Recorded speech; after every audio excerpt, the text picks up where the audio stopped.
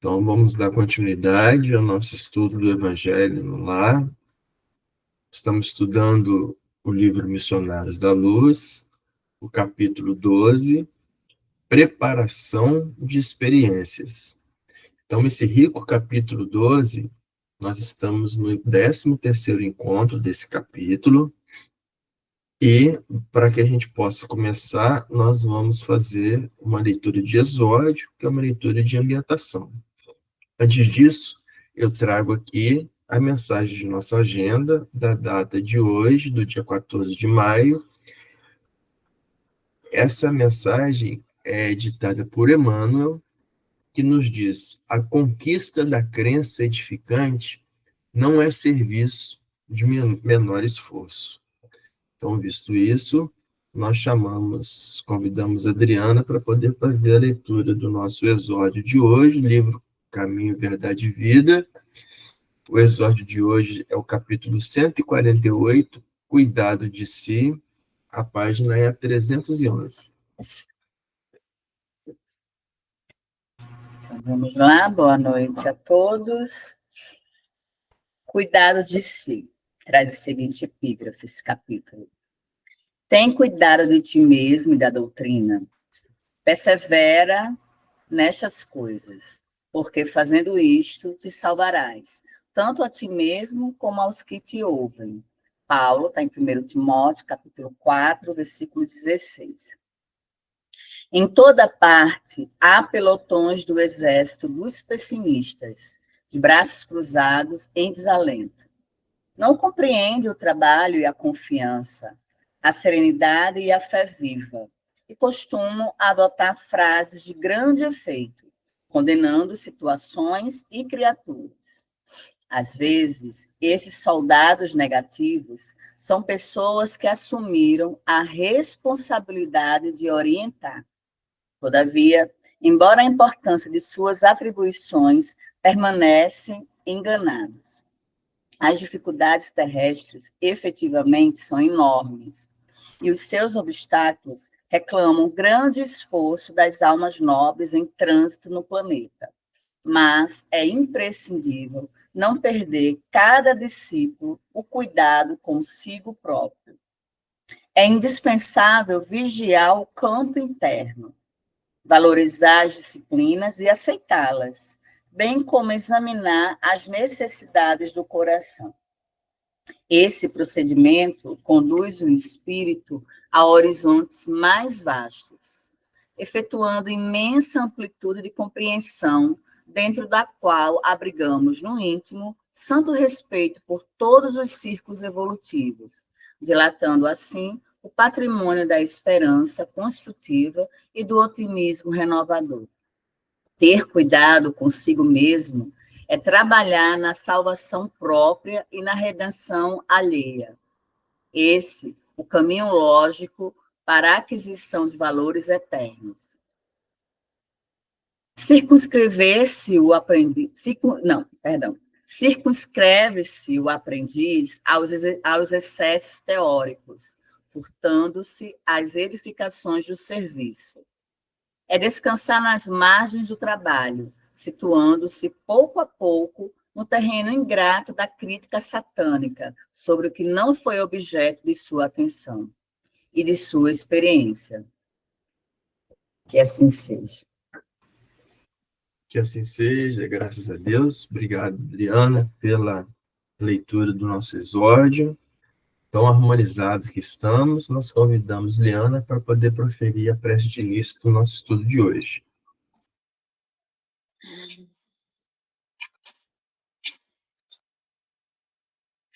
Amado Mestre Jesus, mais uma vez te pedimos, Mestre, que a tua presença se faça em nossos lares e em nossos corações, para que possamos, irmanados e atentos às tuas palavras, que nos traz como ensino o amor, a caridade, o respeito, possamos construir neste encontro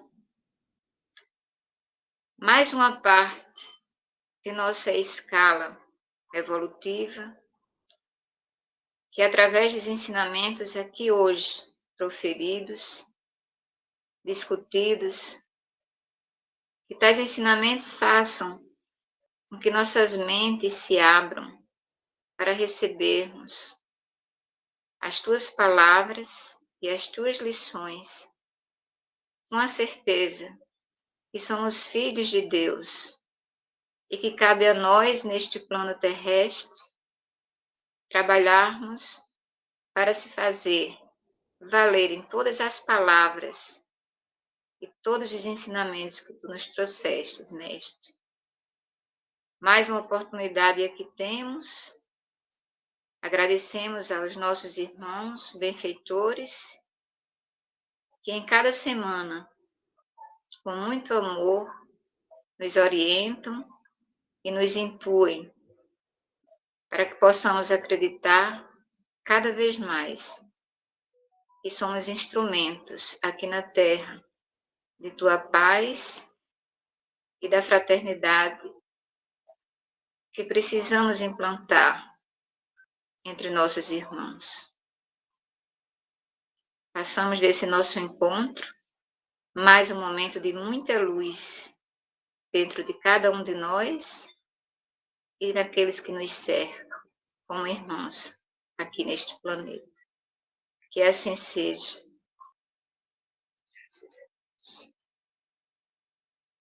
Que assim seja. Obrigado, Eliana, pela prece de início. Então, podemos começar, dar continuidade ao nosso estudo do livro Missionário da Luz. Então, nas nossas anotações, nós paramos aqui na página, a minha 177. Seria o finalzinho lá da página 177, onde nós estávamos vendo a conversa, né, de André Luiz, e estava Manassés conversando com uma entidade que estava a reencarnar, né? E ele estava com medo, né, da falência, né, de sucumbir. Então, aí no parágrafo, diz aqui: sim, disse o outro algo confortado. Preciso defender-me contra certas tentações de minha natureza inferior e a perna doente me auxiliará, ministrando-me boas preocupações. Ser-me-á um antídoto à vaidade, uma sentinela contra a devastação do amor próprio excessivo. Todo mundo achou? Certo? Então, aqui, essa entidade que está para reencarnar, né, está confessando a Manassés o certo temor dele, né, de reencarnar e a falência que ele poderia vir a ter. Mas, devido ao seu histórico de falência, ele concorda em reencarnar com um defeito em uma de suas pernas, né, para que esse defeito da perna facilite, né, o equilíbrio do seu espírito nessa missão. Facilite com que ele resista às tentações da vida encarnada. Então, por isso que nós estávamos comentando no encontro anterior sobre tentações, né? Nós conversamos sobre a alegórica passagem das tentações do Cristo no deserto, conversamos sobre isso. E agora eu quero, a partir desse item, citar um livro chamado Fé. Esse livro chamado Fé é de autores diversos. O capítulo 14 desse livro chama Estudo da Tentação, que foi editado por Emmanuel Chico Xavier. Então, nesse capítulo desse livro Fé, capítulo 14, Estudo da Tentação, Emmanuel nos diz que os problemas da alma surgiam no estudo, quando o aprendiz solicitou ao mentor que dissesse algo contra a tentação. Então, é uma fábula, né, em que Emmanuel está contando um estudo dirigido por um orientador e o seu aluno questionando. Então, o aluno solicita a esse orientador, esse mentor, que ele explicasse algo quanto à tentação.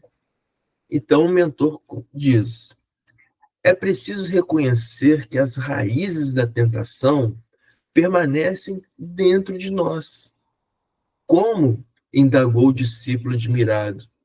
O instrutor, sem hesitar, esclareceu calmamente: oferece um prato de milho cru ou apetite de um homem e um prato repleto de brilhantes ao apetite de um cavalo. Então vamos lá, repetir. Então o mentor diz: oferece um prato de milho cru ao apetite de um homem e um prato repleto de brilhantes ao apetite de um cavalo.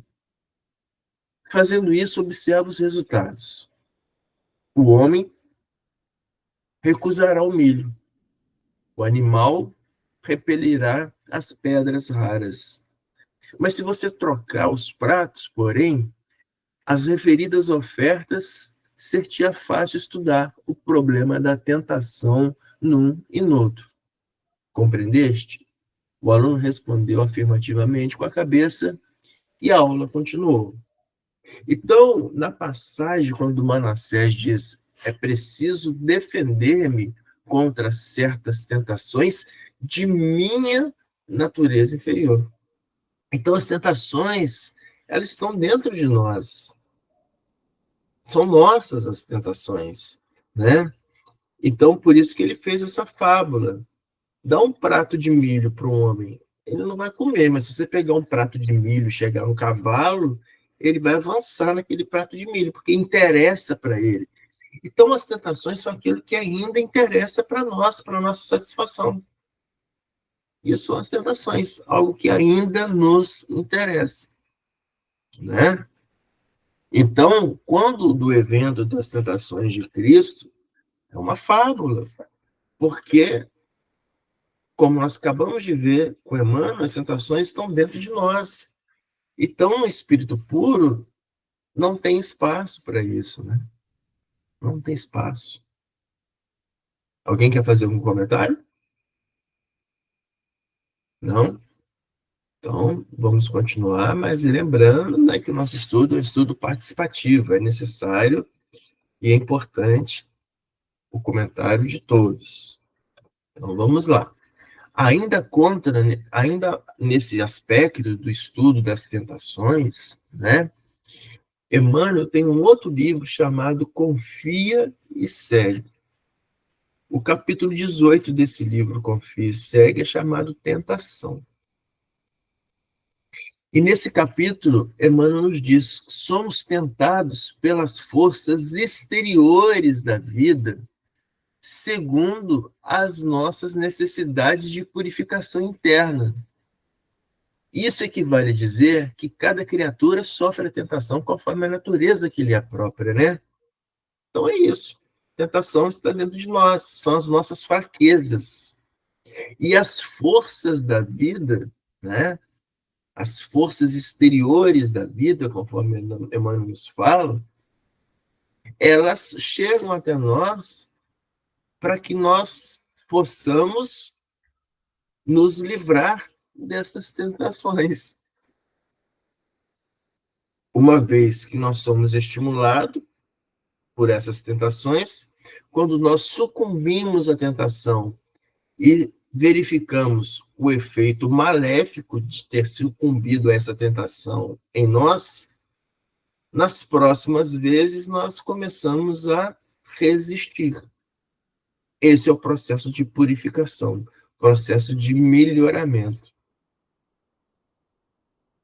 Tem um livro chamado Evangelho de Chico Xavier. São as palavras de Chico Xavier. No capítulo 310 desse livro, é chamado Tentações. E Chico, com suas próprias palavras, nos diz que o mal está em nós mesmos, em nossas tentações. Tentações que nascem de nós. Ninguém nos tenta, diz Chico. Nós é que somos tentados por nós mesmos, pelas nossas deficiências, pelas nossas imperfeições. Então, nós somos tentados por isso, pelas nossas imperfeições, pelas nossas deficiências, para que nós possamos nos melhorar, nos depurar, nos livrar delas. Então, é o processo natural de purificação do ser. Mais uma vez, diz a espiritualidade que as tentações, elas não são externas, mas sim internas em nós. Pois não? Em Mateus, versículo 26, Mateus, capítulo 26, versículo 41, traz o seguinte trecho, né? Vigiem e orem, para que não caiam em tentação. O espírito está pronto, mas a carne é fraca, né? Aí vem uma explicação aqui da Bíblia. Quando você é apanhado de surpresa, é mais difícil vencer a tentação. Por isso, é importante estar alerta. Ore a Deus, pedindo ajuda para vencer a tentação. E dedique mais tempo às coisas de Deus. Se sua mente estiver cheia da palavra de Deus, haverá pouco espaço para o pecado. Eu achei interessante, né? Essa parte. Orai e vigiai, né? Eu pesquisei aqui online, está na Bíblia online. E eu estou aqui com o exórdio, né? Que você acabou de ler, né? E o exórdio do capítulo 148 do livro Caminho, Verdade e Vida nos traz: é indispensável vigiar o campo interno, né? O campo interno, exatamente. Acabou de ler. É indispensável vigiar o campo interno. Então, as tentações, elas nos mostram que é indispensável nós vigiarmos o campo interno, porque senão nós caímos em tentação, ou seja, nós sucumbimos às nossas imperfeições. Né? Mas eu tenho uma dúvida, surgiu agora. Mas se a gente, sabendo que o pecado não está na carne, o pecado vem do espírito, né? O espírito que peca. Por que aqui tem assim, o espírito está pronto, mas a carne é fraca? Ou é só uma alegoria? Não, porque a reencarnação, né? Isso aí alegando a reencarnação. Você tem o espírito reencarnado, né? Então, quando o espírito está reencarnado, ele sucumbe muito mais facilmente. Tanto é que nós estamos nesse exemplo verificando, né? Lá na espiritualidade, o espírito está bacana, sabendo de tudo, né? Sabendo de tudo. Mas a carne é fraca. Que ele vai reencarnar e de sucumbir à tentação, porque a carne é fraca. Né? Então, a importância da vigília, e nós vamos voltar hoje ainda nesse tópico, a importância da vigília, e vamos voltar em Mateus. A Adriana leu o capítulo 26. Mateus, né, Adriana?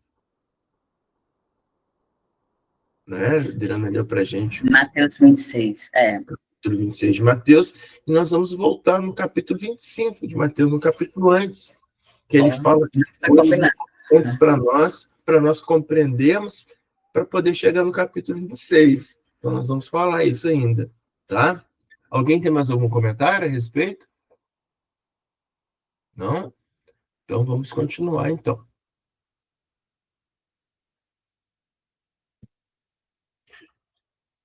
Muito bem, respondeu Manassés, francamente otimista. E pode informar-me ainda a média de tempo conferida à minha forma física futura? 70 anos no mínimo, redarguiu o meu novo companheiro. O outro fixou uma expressão de reconhecimento enquanto Manassés continuou: pondere a graça recebida, Silvério, e depois de tomar-se-lhe a posse no plano físico, não volte aqui antes dos 70. Trate de aproveitar a oportunidade. Todos os seus amigos esperam que você volte, mais tarde, à nossa colônia, na gloriosa condição de um completista. O interpelado mostrou um raio de esperança nos olhos, agradeceu e despediu-se. As últimas observações de Manassés acenderam minha curiosidade mais forte. Não contive a indagação que me vagueava no pensamento e perguntei sem rebuços: meu amigo, o que significa a palavra completista? Ele sorriu complacente e retrucou bem-humorado: completista é o título que designa os raros irmãos que aproveitaram todas as possibilidades construtivas que o corpo terrestre lhes oferecia. Então, completista é isso. Completista é o título que designa os raros irmãos que aproveitaram todas as possibilidades construtivas que o corpo terrestre lhe oferecia. Então, são possibilidades que só conseguem ser oferecidas através da reencarnação, através da aquisição do chamado vaso de barro, né? Então, isso que é o completista, é quem consegue, né, absorver todas as possibilidades que vão ser lhe apresentadas durante essa etapa, essa jornada. Nós podemos pegar a explicação dessa ideia sobre a importância de se aproveitar as possibilidades num livro chamado Coletâneas do Além. Esse livro ele é ditado por autores diversos, mas o capítulo 3 é ditado por Emmanuel. O capítulo 3 chama A Oportunidade. No capítulo 3, Emmanuel nos diz o seguinte: quase todas as criaturas marcham ansiosas na valorização da oportunidade falsa e chegam esgotadas ao término da luta, esbarrando na realidade da morte, desprevenidas e infelizes, devido à valorização de oportunidade falsa. Continua Emmanuel: é que o homem ainda não quis compreender que a maior oportunidade não poderia sair da indigência de nossas próprias mãos. Somos espíritos imperfeitos e não poderíamos criar a oportunidade perfeita para a felicidade real. Só a sabedoria e a magnanimidade de Deus podem conceder às nossas almas esse ensejo divino. E essa oportunidade sagrada é a vida. O berço mais pobre e o corpo mais deformado constituem essa concessão da infinita misericórdia. Representam a porta consoladora por onde o espírito humano regressa à valorosa oficina de trabalho que é a Terra. Então, as oportunidades recebidas são as oportunidades de trabalho. Essas são as bênçãos das oportunidades que aparecem para nós e aparecerão para nós na nossa jornada. Oportunidades de trabalho. Então, completista é todo aquele que abraçou todas as oportunidades de trabalho que se lhe apareceram durante a sua jornada. Pergunto se alguém tem algum comentário para fazer nesse ponto.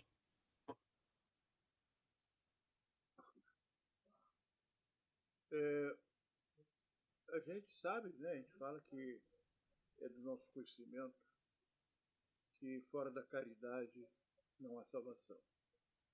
É uma coisa que já temos isso enraizado na mente da gente.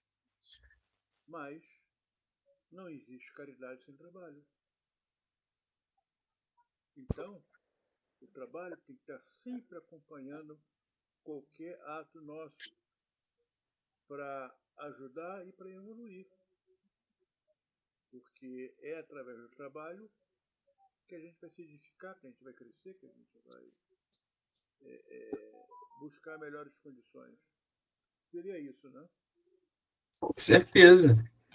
Caridade é trabalho, né? Tanto é que na questão 886 do Livro dos Espíritos, que nos define caridade,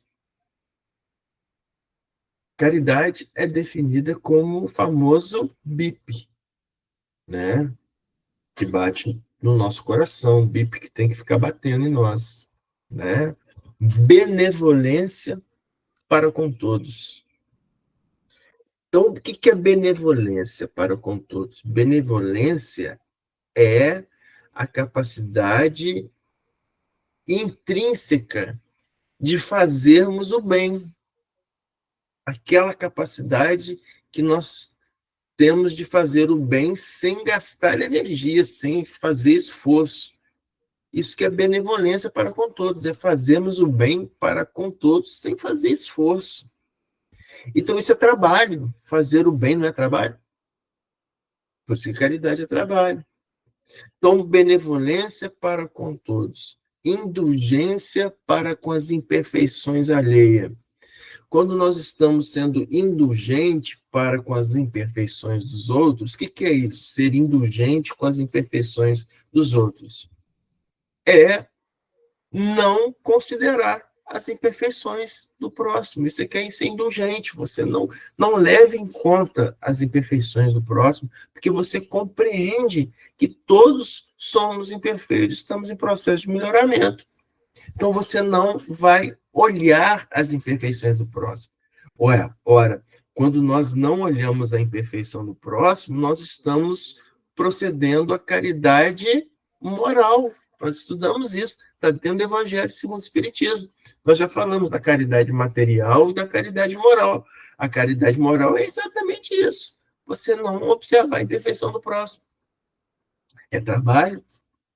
Então, caridade, benevolência para com todos, indulgência para com as imperfeições alheias e perdão das ofensas. Perdoar as ofensas.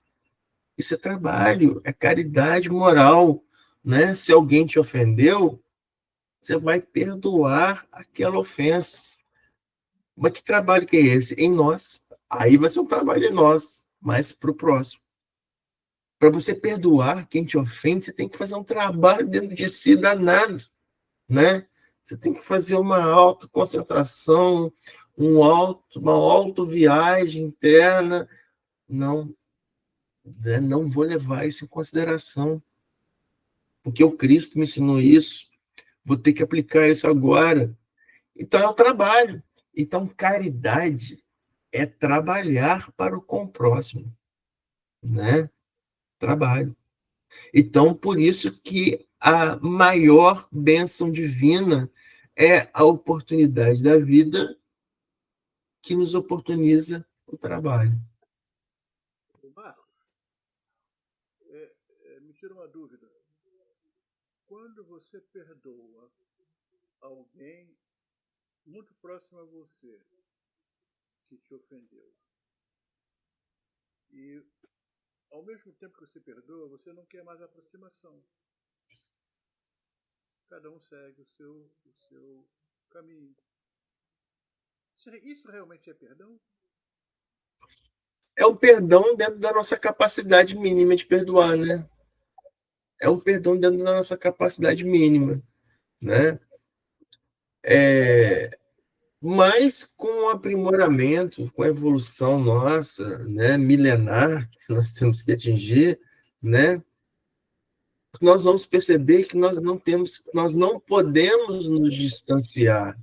Na verdade, o futuro da humanidade é o da aproximação e não do distanciamento.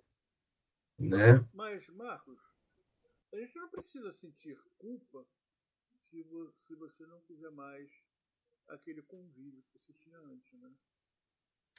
Não, porque ainda no nosso patamar, ainda que nós estamos de caminhar, né, o que nós podemos fazer é isso, né? O que nós podemos fazer é isso, né? É perdoar e ter a necessidade ainda de um distanciamento para que novas ofensas não possam prejudicar aquele, né, aquele caminhar.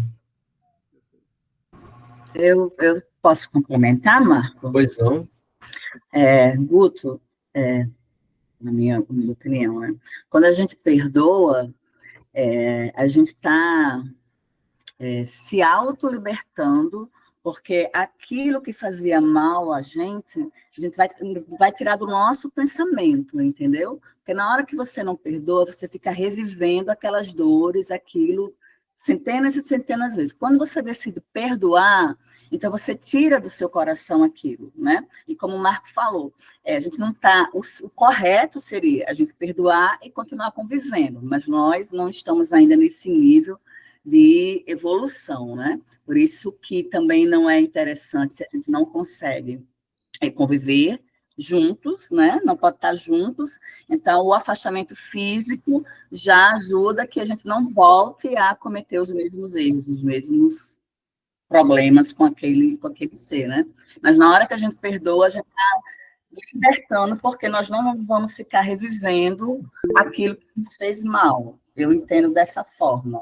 Adriana, eu tenho observado que nem sempre a quem a gente perdoa está preparada para receber nosso perdão. Mas aí o problema é dele, se ele não está preparado. Agora, se a gente perdoar, né? Que afinal de contas, não é nada entre eu e ele, sou eu com Deus. É por isso que eu acho que você pode perdoar sem ter que abraçar novamente e carregar no colo, enquanto a pessoa não evoluir também. Porque ela não vai entender o teu abraço. Não é? Era a dúvida, né? Se poderia ser um caminho esse que eu falei. Pois não, Bernadette, tem um comentário, pode falar.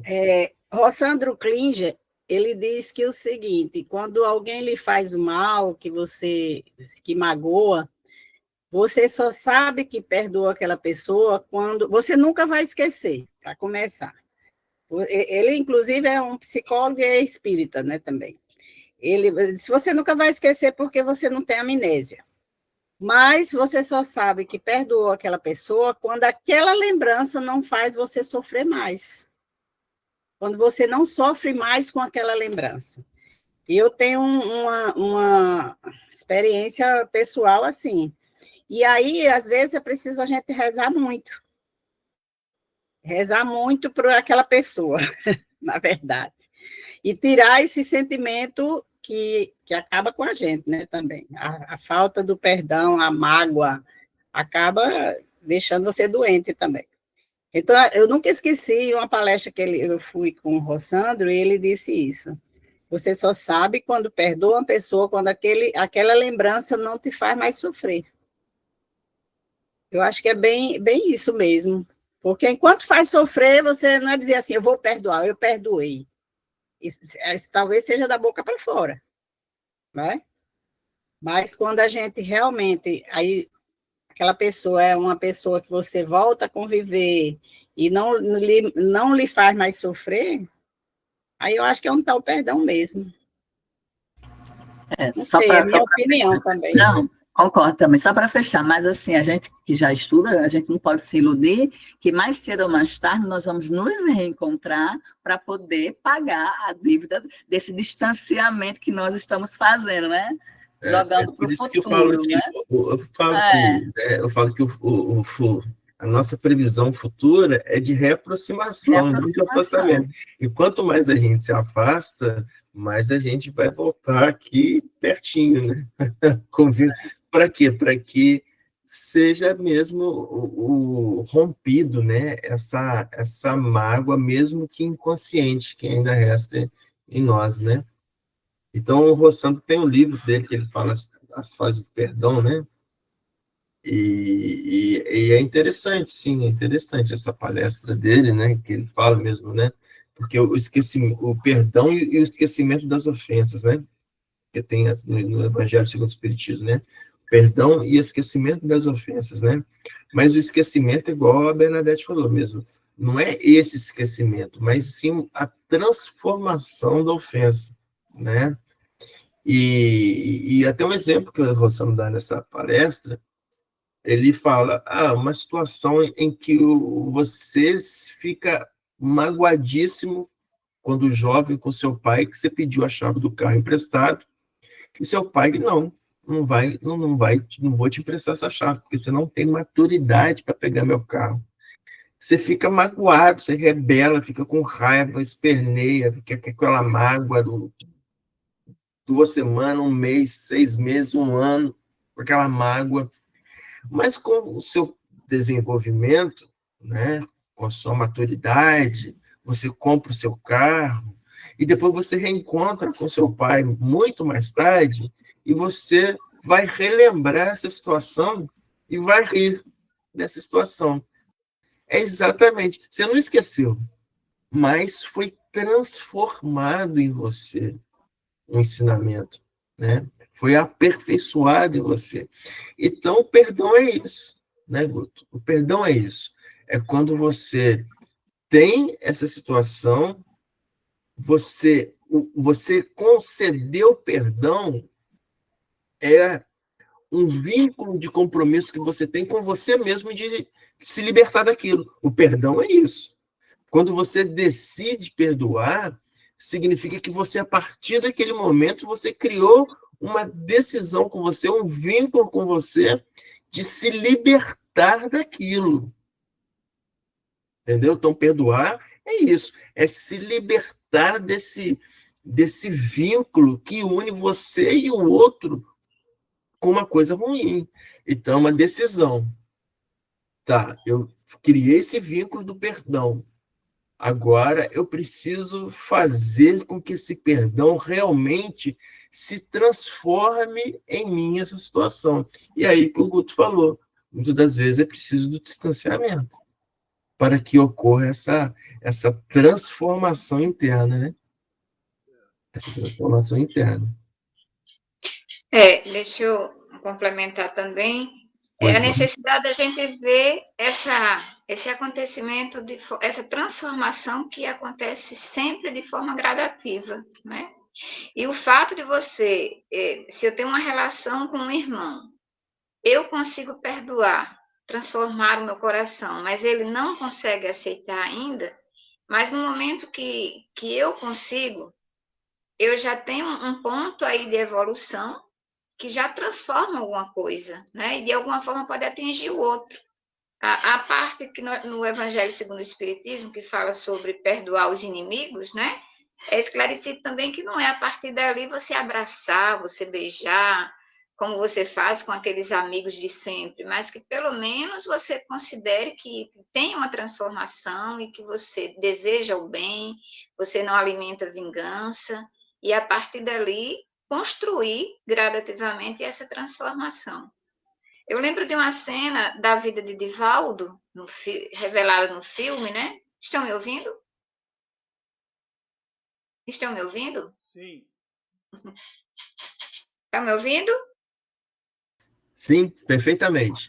É porque houve um probleminha aqui no celular.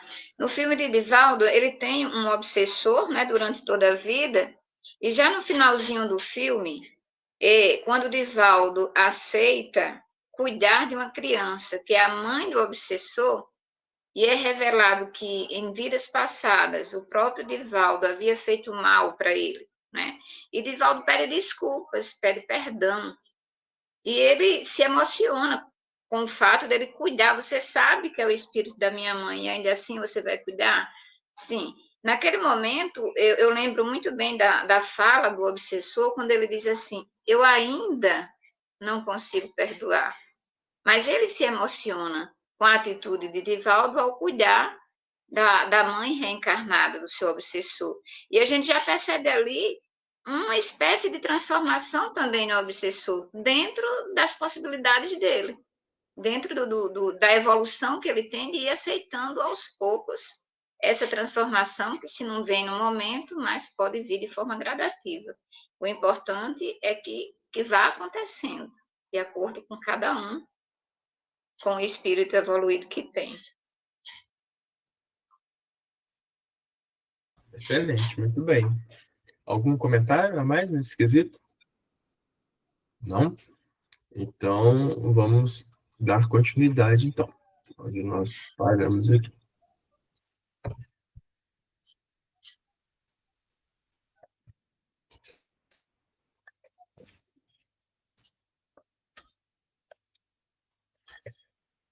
Então, falando sobre o completista, né, sobre as possibilidades construtivas que o corpo, aproveitar as possibilidades construtivas que o corpo terrestre oferece. Em geral, quase todos nós, regressando à esfera carnal, perdemos oportunidades muito importantes no desperdício de forças fisiológicas, né? Então, nós, quando reencarnamos, são conferidas a nós forças fisiológicas importantíssimas. O que é isso? São forças que o nosso próprio corpo tem condição de oferecer para nós. Mas muitas das vezes nós perdemos várias oportunidades desperdiçando essas forças para um outro lado. Então, essas oportunidades desperdiçadas, nós perdemos, né? Tem um livro de Emmanuel chamado Paciência. Nesse livro de Emmanuel, o capítulo 6 desse livro chama Oportunidades, e fala exatamente sobre isso, sobre a importância de nós não desperdiçarmos as oportunidades que se nos aparecem, desprezando, por exemplo, as nossas forças fisiológicas em vão. Então, Emmanuel nos diz o seguinte, que as oportunidades, elas são riquezas potenciais da alma no bojo do tempo. O que significa isso? Então, as oportunidades são riquezas conferidas para nós ao longo do tempo. Ele continua nos dizendo, ei-las que nos procuram diariamente, ou seja, essas oportunidades, elas nos procuram diariamente, chamando-nos através de situações e pessoas para que nos manifestemos na edificação do bem aos outros, que resultará sempre em parcelas de felicidade em nosso favor. Então, as oportunidades, elas estão batendo em nossa porta diariamente através de oportunização para fazermos o bem. Diariamente. Aí Emmanuel nos adverte. Vigia-lhes a presença, a fim de aproveitá-las tanto quanto puderes. Então, mais uma vez, concitando-nos a estarmos vigilantes diariamente. Nós temos que estar vigilantes, atentos, né? Eu lembro que eu tinha acabado de fazer, acho que o Evangelho, onde eu trabalho, saindo, correndo, meio-dia, no horário de saída, pegando o carro, na hora que eu pego o carro, vou ligar o carro, olho para o lado, tinha um senhor com dificuldade no pneu dele, pneu furado. Como que eu podia, né, dar continuidade no meu carro, sair e deixar o senhor lá para trás? Eu tinha acabado de estudar o Evangelho, desci do carro, ajudei o senhor, fizemos a troca ali do pneu e deu tudo certo, né? É estar vigilante, né? Mas eu só estava vigilante porque eu tinha acabado de fazer o evangelho. Então, eu não me permiti me furtar, né, dessa situação. Eu lembro muito bem, há uns 40 anos atrás, quando a minha irmã morava numa cidade em Belo Horizonte, que era a capital de Minas, com meu cunhado, e eu tava ainda como soldado no Exército, né? Isso era 1992, né? E eles moravam em outra cidade e iam fazer uma mudança. Então eu fui para lá, fiz uma pequena viagem para ir para lá para poder ajudar meu cunhado a arrumar um apartamento, pintar um apartamento. E ficamos trabalhando o dia inteiro. E não estava até sem almoço, porque o apartamento estava vazio. No final da tarde, nós pegamos o carro para poder ir embora para Belo Horizonte, Juiz de Fora. Deve dar umas 3 horas e meia de carro. Saímos, era 6 horas da tarde, Belo Horizonte, trânsito horrível, pegamos a estrada tipo 8 horas da noite, aí começou aquela chuva forte. Chovendo forte, estrada escura na BR, aí meu cunhado observa um carro parado no acostamento, também com o senhor com problema do pneu furado. Aí eu, jovem ainda, né?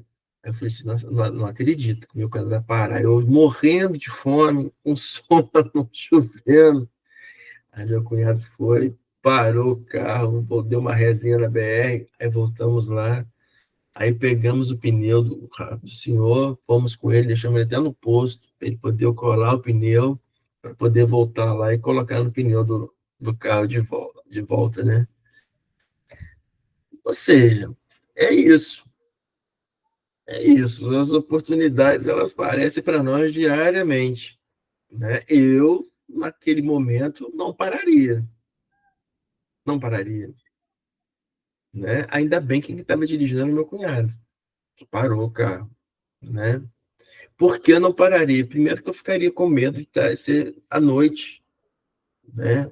Ser golpe que acontece, né? Vários problemas. Mas é isso, não para a gente analisar assim que, gente, várias oportunidades, mas assim, não é uma vez por semana, não, é todo dia. Todo dia. Nós temos que estar atentos para pelo menos uma vez no dia, pelo menos uma vez no dia, nós, né, nos colocarmos à disposição diretamente e agir, né? Agir. Nós temos que ter essa ação de olhar, chegar e servir. Marcos, só para ilustrar, que também foi falado isso na leitura do exórdio, aquela palavra difícil que eu me enrolo, circunscrever-se o aprendiz aos excessos teóricos, furtando-se às edificações do serviço, é descansar nas margens do trabalho, a gente não pode descansar, né? Não pode se furtar à edificação do serviço, porque senão vai ser só teoria, a gente só vai estudar só teoria, e se não colocar em prática, foi o que você falou, o exemplo que você deu. Né? Teoria, já tem um bocadinho de teoria aqui, né? 3 anos estudando, já tem muita teoria, vamos botar em prática agora. É trabalho isso aí, né? Trabalho. É em prática, né? Alguém quer fazer um comentário a mais? Não? Só uma correção. Fazer uma correção para você. Sim. Você não parou para ajudar o Senhor porque você tinha saído do Evangelho. Você sabe disso, né? Você falou que parou para ajudar que tinha saído do Evangelho. Não foi por isso. E outra coisa, temos que sempre estar lembrando daquela máxima. É preciso ter olhos para ver. Era só isso. Verdade. Preciso ter olhos para ver e ouvidos para escutar, né? Porque muitas das vezes a gente cerra olhos e ouvidos, né? Ok. Então vamos lá. A gente ainda vai falar mais sobre isso aí, sobre a necessidade da vigília, né? Então vamos lá. Perambulamos por lá fazendo alguma coisa de útil para nós e para outro, mas por vezes desprezamos 50, 60, 70% e frequentemente até mais de nossas possibilidades, né? Dizendo aqui Manassés. Em muitas ocasiões, prevalece ainda contra nós a agravante de termos movimentado as energias sagradas da vida em atividades inferiores que degradam a inteligência e embrutecem o coração, né? Então, em muitas das vezes, movimentamos essas energias sagradas da vida nas atividades inferiores, ou seja, aquelas atividades que não oferecem o bem. E quando nós desperdiçamos isso, nós degradamos a nossa inteligência, nós embrutecemos o coração. Esse embrutecer o coração é petrificar o coração, né? Por isso que Cristo nos adverte, né? Não petrifiqueis o vosso coração, né? Algumas passagens, Cristo fala isso, né? Não se turbe o vosso coração, fala em João, né? Essa passagem do Cristo. Então, nós agravamos o nosso quadro fazendo o quê? Movimentando as energias sagradas da vida em atividades inferiores, ou seja, nós pegamos a energia que a nós é conferida para aplicá-las ao bem e deixamos de aplicá-la fazendo outra coisa. A energia nos é dada, as energias sagradas da vida. Cabe a nós sabermos usá-la, aplicá-las corretamente. Isso é uma lei da física. É conhecido como a primeira lei da termodinâmica, lei da física. Foi primeiramente colocado para nós lá em 1846 por um físico famoso estudando a termodinâmica, que ficou conhecido como a lei de Joule, né? Então, nessa lei fala para a gente que a energia ela não pode ser criada e nem destruída, mas sim transformada, convertida de uma modalidade a outra. É o chamado princípio da conservação da energia, primeira lei da termodinâmica. A energia ela não é criada, né? Porque quem cria a energia é a divindade. Ela é conferida a nós, mas nós podemos e devemos convertê-la de uma modalidade a outra. Então, é isso que ele está falando. Muitas das vezes, nós nos agravamos movimentando as energias sagradas da vida em atividades inferiores, convertendo essa energia para o lado errado. E é interessante que essa energia, as energias sagradas da vida, é o amor, né? É o amor. Por que eu estou falando isso? Porque um dos físicos mais renomados do mundo, Einstein, já nos dizia que o amor é a energia mais poderosa do universo. Tem uma carta de Einstein à filha dele, né, a famosa carta de Einstein à sua filha Liesel. Um trecho dessa carta de Einstein à sua filha Liesel diz o seguinte, Einstein contando, em carta para sua filha. Quando propus a teoria da relatividade, poucos me entenderam. O que revelarei agora, para transmitir à humanidade, também colidirá com a incompreensão e os preconceitos do mundo. Peço que você guarde estas cartas pelo tempo que for necessário, anos, décadas, até que a sociedade esteja avançada o suficiente para aceitar o que explico abaixo. Abre parênteses agora, não é a mesma coisa de Cristo? Quando Cristo vai, ressuscita adolescente e fala para Pedro, Tiago e João, não fala isso para ninguém, por enquanto. É a mesma coisa que Einstein falou aqui. Guarde essas cartas por enquanto até que a humanidade esteja em condição de entender o que eu vou dizer. Aí continua ele. Existe uma força extremamente poderosa para a qual até hoje a ciência não achou uma explicação formal. É uma força que inclui e governa todas as outras e que está por trás de qualquer fenômeno que opera no universo e ainda não foi identificada por nós. Essa força universal é chamada amor. Amor. Então, a transformação correta da energia sagrada da vida que nós recebemos no universo é a conversão em amor. Por quê? Porque o amor é a força motriz do universo. Então, nós temos que converter toda essa energia em amor, em prática do bem.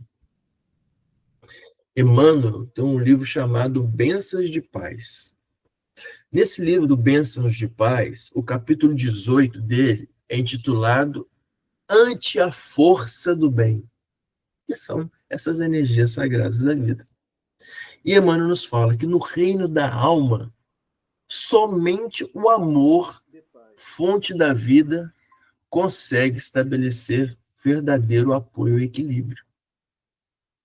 Então, no reino da nossa alma, que é a fonte da vida, somente com amor nós conseguimos ter equilíbrio. E aí nós nos lembramos do principal conselho de Pedro a Paulo de Tarso. Paulo de Tarso é o perseguidor dos cristãos, vai na casa de Pedro procurar por Gesiel, invade a casa de Pedro, por pouco não leva Pedro também, tira Gesiel de lá e leva Gesiel para o Sinédrio.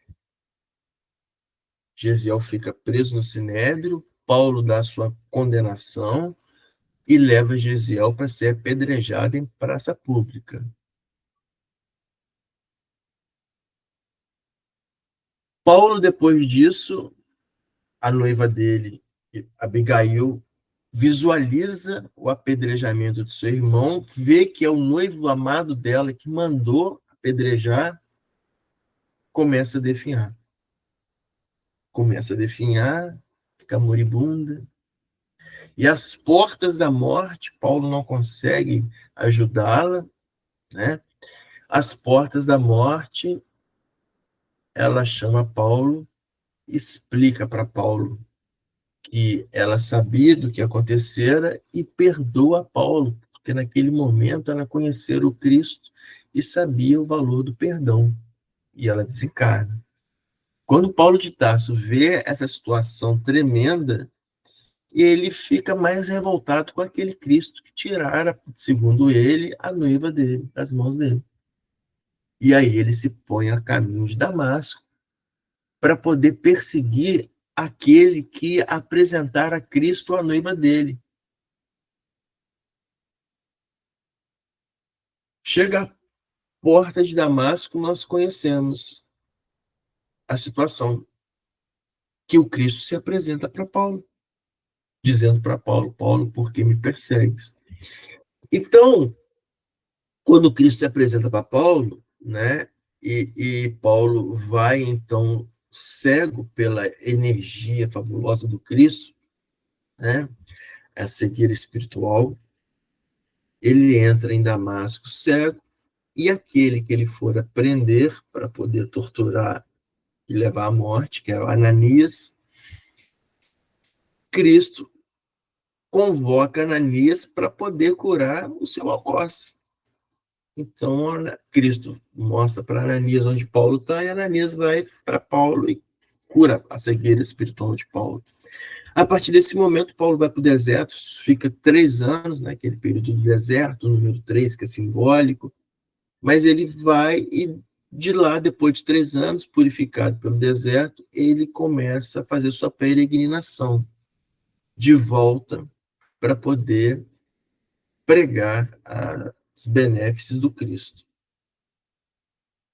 Onde que eu quero chegar com isso tudo? E quando ele vai para casa, quando ele do deserto ele sai, não tinha mais nada, vai para o pai pedir apoio de casa para morar para o pai, quando fica sabendo que ele aceitou Cristo, o pai deserda Paulo, expulsa Paulo de casa, e Paulo vai e perambula, e vai bater aonde? Vai bater na casa de Pedro. A casa, aquela primeira vez que ele foi tentar arrombar para pegar Geseu para apedrejar e quase pegar Pedro. Quando Paulo bate as portas da casa de Pedro, Pedro no primeiro momento não atende Paulo, pede para falar para ele voltar no outro dia, e aí Paulo retorna no outro dia e ele é então atendido por Pedro. E aí Pedro abraça Paulo e dá o principal conselho de Pedro a Paulo. Paulo, o principal segredo da nossa vida é o equilíbrio. Então, a importância do equilíbrio em nós. E nós só temos equilíbrio se nós tivermos e cultivarmos o amor dentro de nós, porque o amor é a força que sustenta o universo. Sem sustentação, não existe equilíbrio, né? Então, o amor é a força que sustenta e dá equilíbrio para nós. Que é isso que Pedro falou para Paulo. E é isso que Emmanuel está nos dizendo nessa parte. No reino da alma, somente o amor consegue estabelecer o verdadeiro equilíbrio. Continua Emmanuel nos dizendo, pelo amor ao estudo, o homem prevê a movimentação das estrelas. E por amor à arte, ele produz a sinfonia que tange os sentimentos da multidão. Em qualquer departamento da vida, é necessário amar para entender e construir. Quanto mais alto, nos planos do espírito, mais pura se revela a força do bem em nós. Emmanuel. Pergunto se alguém tem algum comentário a fazer nesse quesito.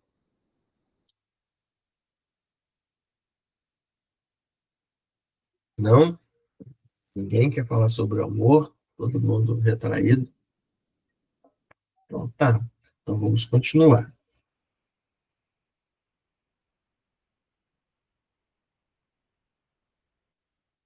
Aqueles, porém, que mobilizam a máquina física, a maneira do operário, fidelíssimo, conquistam direitos muito expressivos em nossos planos.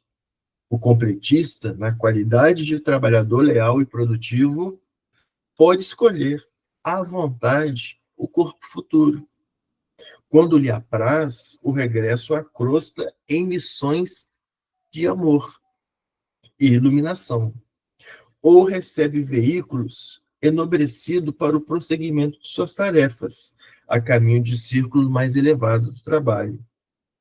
Semelhante notícia representava para mim valiosa revelação. Nada mais legítimo que dotar o servidor fiel de recursos completos. E lembrei dos desregramentos de toda sorte a que se entregam as criaturas humanas, em todos os países, doutrinas e situações, complicando os caminhos evolutivos, criando laços escravizantes, enraizando-se no apego aos quadros transitórios da existência material, alimentando enganos e fantasias, destruindo o corpo e envenenando a alma. Em um transporte de justificada admiração, redarguiu, recordando o cativeiro dos espíritos encarnados no plano da sensação, consolo no saber que há um prêmio, Um prêmio aos raríssimos homens que vivem na sublime arte do equilíbrio espiritual, mesmo que seja na carne. Então, para aqueles homens que vivem, que cultivam o equilíbrio, há um prêmio. Quem fala isso é Manassés, mas não é Manassés que falou pela primeira vez. Quem falou isso foi Cristo. Cristo dizendo, interpretando sobre essa frase, que há um prêmio aos raríssimos homens que vivem na sublime arte do equilíbrio espiritual. Então vamos rever Mateus. O capítulo 6 de Mateus é o meio do Sermão da Montanha. Então, o Sermão da Montanha 7, 3 versículos do capítulo 5 ao 7 de Mateus, o cerne é a metade, o ponto fundamental da coisa, que é o capítulo 6.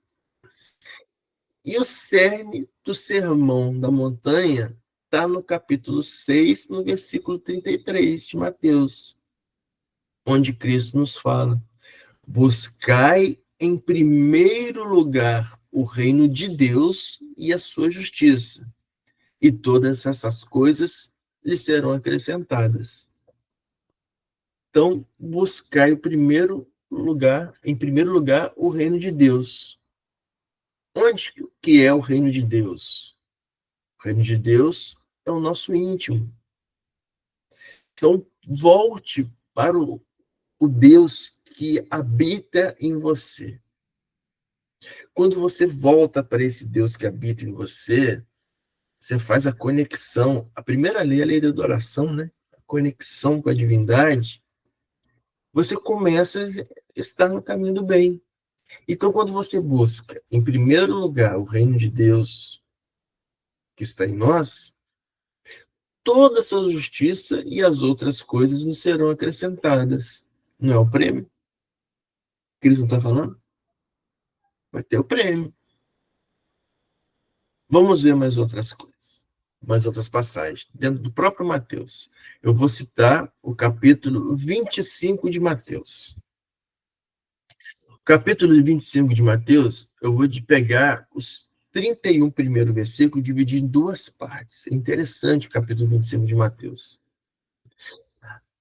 A primeira parte, desde o versículo 1, Mateus já começa dizendo Cristo relatando uma parábola. É a parábola das 10 virgens. Parábola das 10 virgens. Do primeiro versículo até o versículo 21. Perdão, do primeiro versículo até o versículo 13, os 31 versículos. O primeiro versículo ao versículo 13 fala da parábola das 10 virgens. Por que é o versículo 13, né? Porque eu sempre falo da importância dos 12, né? Então, os 12 primeiros versículos é a parábola das 10 virgens.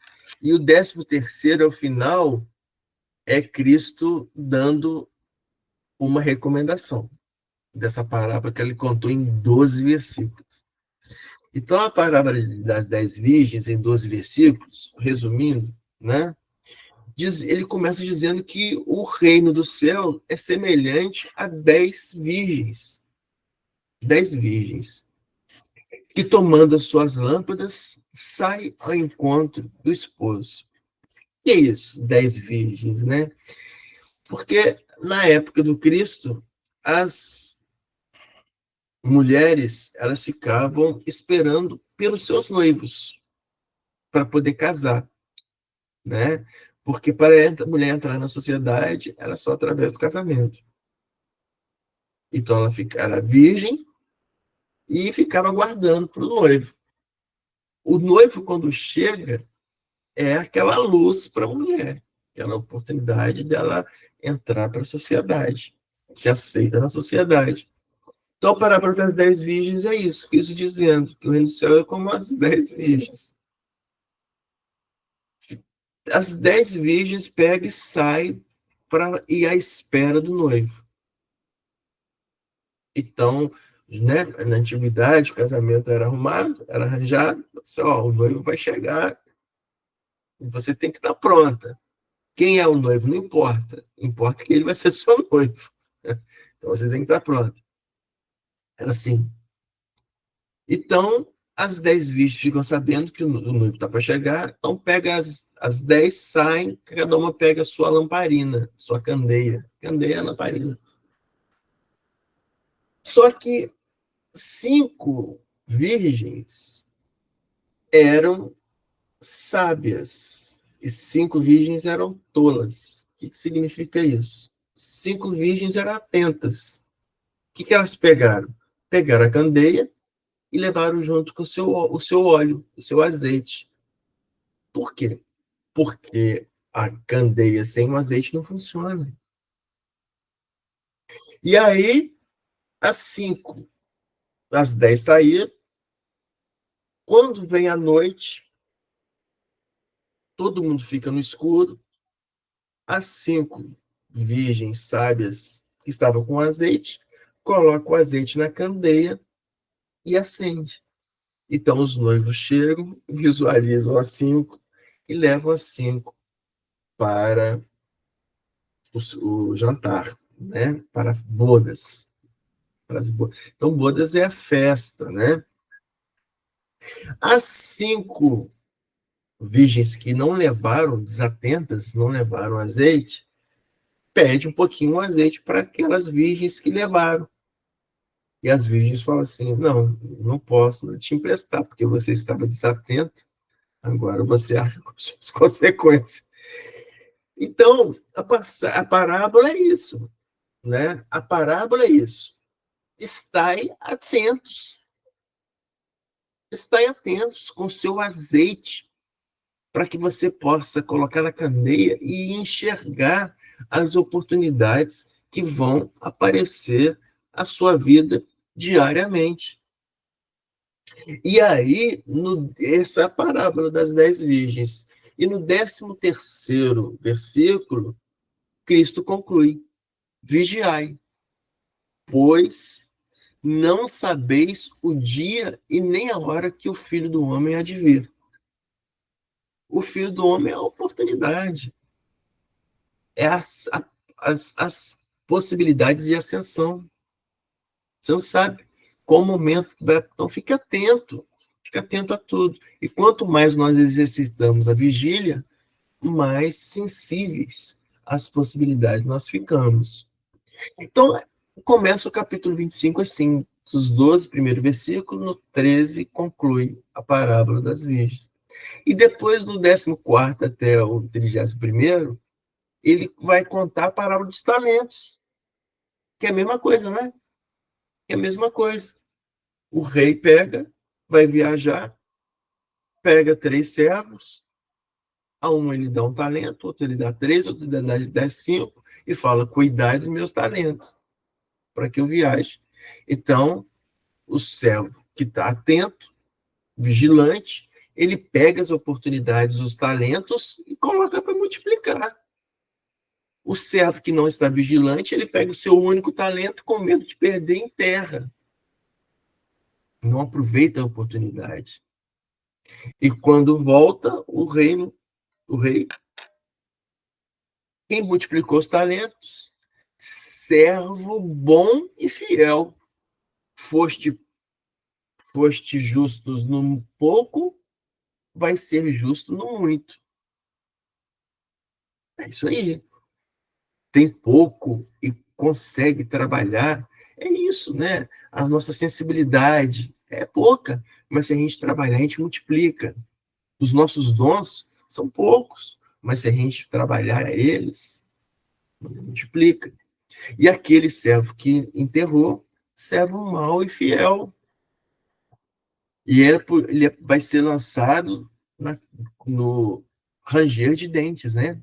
Na escuridão e no ranger de dentes. O que significa isso? Se nós não aproveitarmos as oportunidades, o que a gente faz? A gente cai na região buralínica do nosso emaranhamento espiritual, ranger de dentes, escuridão, até pedir para voltar, para refazer de novo, né?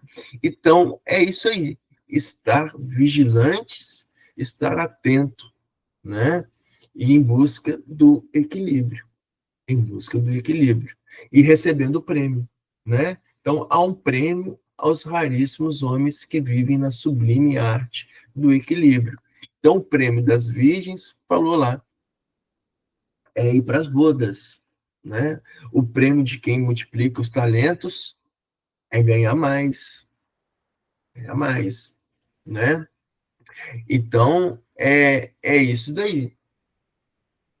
Nós estamos atentos às nossas possibilidades, às nossas oportunidades. Pergunto se alguém tem algum comentário a mais nesse quesito. Não? Então, podemos continuar. Eu Vamos lá. tenho. Eu lembro que você estava falando agora, eu estava lembrando dos apóstolos, né, do Cristo, que a maioria, né, eram pescadores, né, simples, pessoas simples. Como eles não ficaram atentos ao ensinamento do Cristo, que eles conseguiram se transformar, né, durante a jornada do Cristo aqui na Terra. Se eles não tivessem ficado atentos aos ensinamentos, não teria acontecido essa reforma íntima, né? Com certeza. A hora que você estava falando, eu estava lembrando, assim, da história do Cristo, você falando dos exemplos, que o Cristo foi o primeiro a exemplificar isso. Como, né, que a transformação deles, assim, em 3 anos, lógico, né, que junto com Cristo, né, junto do Cristo, mas mesmo assim, eles tiveram que aprender muito, tiveram que renunciar. Aí eu fiquei imaginando, assim, que eles não deixaram a oportunidade passar, né, eles, principalmente quando se receberam o chamado, né, quando todos foram convidados, nenhum deixou a oportunidade passar, né? Seguiu a Cristo. Então, a gente também precisa estar atento se nós não estamos deixando a nossa oportunidade passar, né? Às vezes a gente tem medo da mudança, de mudar, porque o comodismo, é muito bom a gente estar no cômodo, né? A gente está na nossa vida, sempre daquele jeito, daquela forma, mas vem as oportunidades e a gente tem medo. Diz, não, chama fulano, eu tenho medo, eu não me sinto preparado. Mas a oportunidade, quando aparece, quando o convite chega, é porque nós estamos prontos. Ou, pelo menos, para iniciar esse novo aprendizado. Era isso. Excelente, verdade. Alguém quer fazer algum comentário nesse quesito? Não? Tá.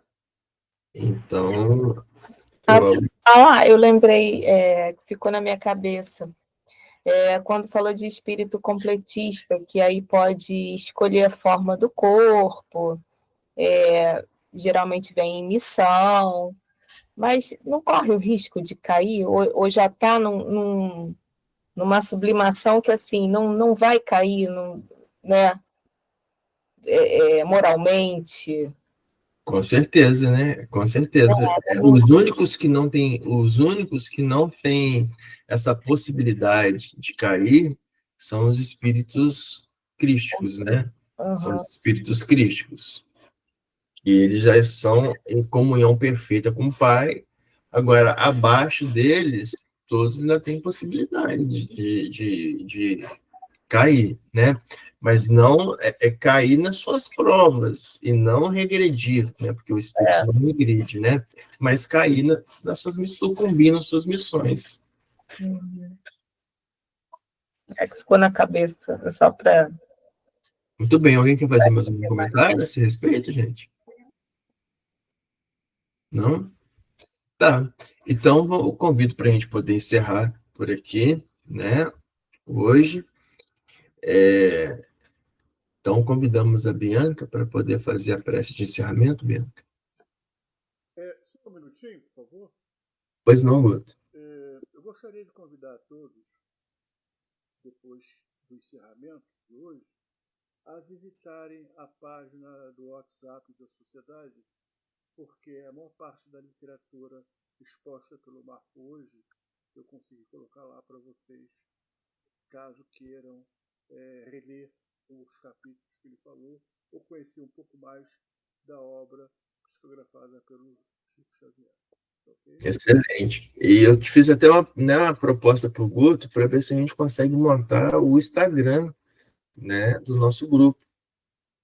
né, Guto? Eu estou atravessando uma situação muito delicada no momento, que normalmente eu faço isso à noite, durante o dia é um pouco corrido, não há possibilidade. Só que aqui eu estou trocando a noite pelo dia, e à noite eu estou fugindo de celular, de computador, Isso, é verdade. de tudo, né? Uhum. Inclusive, essa semana eu tenho um médico para tentar resolver esse problema. Eu quero ver se consigo fazer isso. E vou até dizer, acho que a Malu me ajudou, falou para mim que ia me ajudar a fazer isso, né? Mas eu não tenho um perfil para administrar isso. Eu vou fazer e passar para o Marcos administrar o Instagram. Tá? Sim, porque é o seguinte, quando a gente faz o Instagram, fica vinculado ao número do celular, né? A conta ali. A pessoa que tem que... Mas, assim, eu pergunto também, a gente deixa aberto, né, Guto? Se alguém tiver essa possibilidade, porque o Guto também, ele está no YouTube, né? Ele está na plataforma do YouTube, na gravação, lançar lá. Se alguém tiver essa possibilidade de gerenciar o nosso Instagram, seria muito bem-vindo, né? Então, o que a gente poderia fazer? Por exemplo, a gente poderia pegar os fragmentos, né, Guto? O Guto faria os fragmentos da aula, os principais pontos, assim, ó, de 1 minuto, né? Mandaria para a pessoa postaria ali, né? Então, a gente poderia começar nesse sentido. Se alguém puder, só fala com a gente aí, tá? Né, Guto? Exatamente. E eu tenho um outro projetozinho, tá, que eu devo colocar em prática, e eu ia precisar de alguém, uma vez por semana, ler um textozinho para eu botar nesse projeto, né? É justamente esse livro que você coloca todo dia no Instagram, né? Pode ser um capítulo por dia, um capítulo por semana. Não tem necessidade de fazer e acabar logo. Tá? O importante é que seria uma pessoa que prestasse a sua voz para ler, tá? A postagem que eu vou fazer. Tá bom? Mas isso eu mostro depois. Muito bem. Ok. Então, podemos fazer a prece final, então, né? Podemos. Vamos lá. Divino Mestre Jesus, Pai de amor, de bondade, gratidão, Senhor, por mais um momento de estudo, de aprendizado da tua doutrina de amor. Sagrada Mãe Maria, Mãe do céu, Mãe da terra, Mãe presente nas nossas consciências, presente aqui no mundo material, no espiritual também, no nosso desencarne também. Mãe, que nos ensina através de amor, entender um pouco mais sobre ter serenidade, compreensão, paciência, saber perdoar, saber sobre o amor, sobre a caridade. Toca, Senhora, aqui dentro dos nossos corações. Nos conduz, Mãe, sempre nas melhores escolhas e nas dificuldades. Nos ampare, nos envolva de muita luz, enviando teus mensageiros aí da paz para nos auxiliar, que a cada encontro nosso nós possamos nos sintonizar com as energias do bem, com as energias de cura que a gente também pode produzir através dos nossos pensamentos, que nesse momento, cada irmão aqui presente, encarnado, desencarnado, possa estar recebendo o tratamento que necessita e que, em forma de agradecimento, nós possamos também estar emanando fluidos de paz, de amor fraternal a todos do nosso planeta Terra. Gratidão pela nossa morada aqui nesta encarnação, pelas oportunidades que nos são dadas para que a gente possa evoluir, que a gente possa sempre valorizar cada momento de comunhão entre os nossos.